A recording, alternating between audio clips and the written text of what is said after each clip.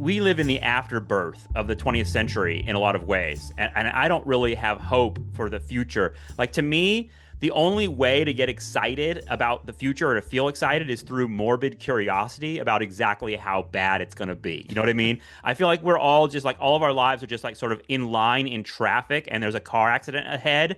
And the only excitement you can get from it is knowing that like there's a part of you that might get to see some blood and guts on the sidewalk and it'll make it like a good story for your family later. And that's about it.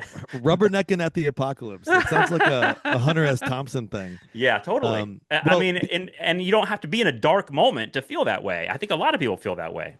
okay, so in this poll, I just want to also mention that 54% of Republicans also believe the Justice Department is hiding something. Mm. And so the majority of Republicans think the government's hiding shit about Epstein.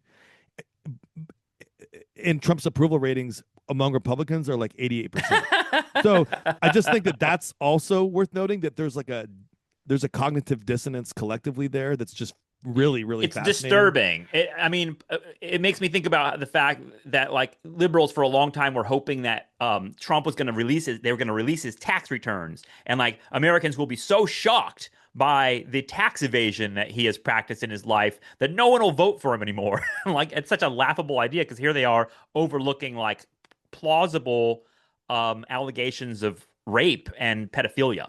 Yeah, and also, yeah, exactly. And the thing is, it goes back to the note we made earlier, that when people are like, Trump convicted felon, Trump convicted rapist, at Who least gives a like, fuck, dude? yeah, so what?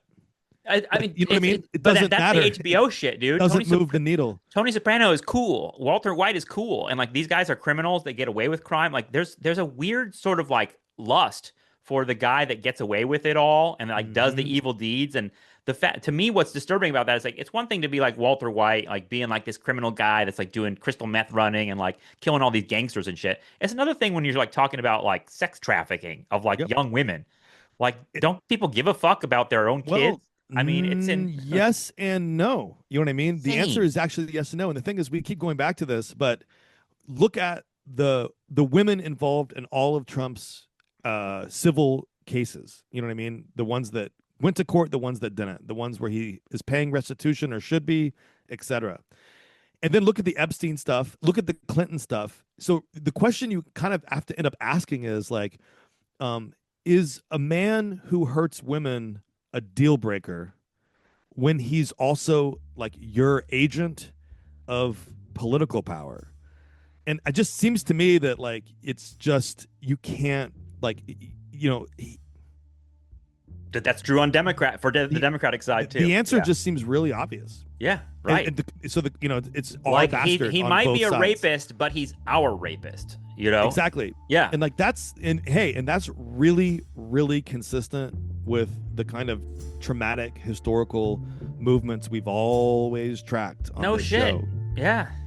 And it's really historically consistent with a number of historical figures, like someone named Thomas Jefferson. Like we can start really making long lists here. I was gonna say you can go back to like Charlemagne and Genghis Khan and Yeah, like, you know, like you start making these really long, and you start to realize it's not essential that your political leader is like, I don't know how to say this, crime free, and it's not essential that your political leader is not a criminal.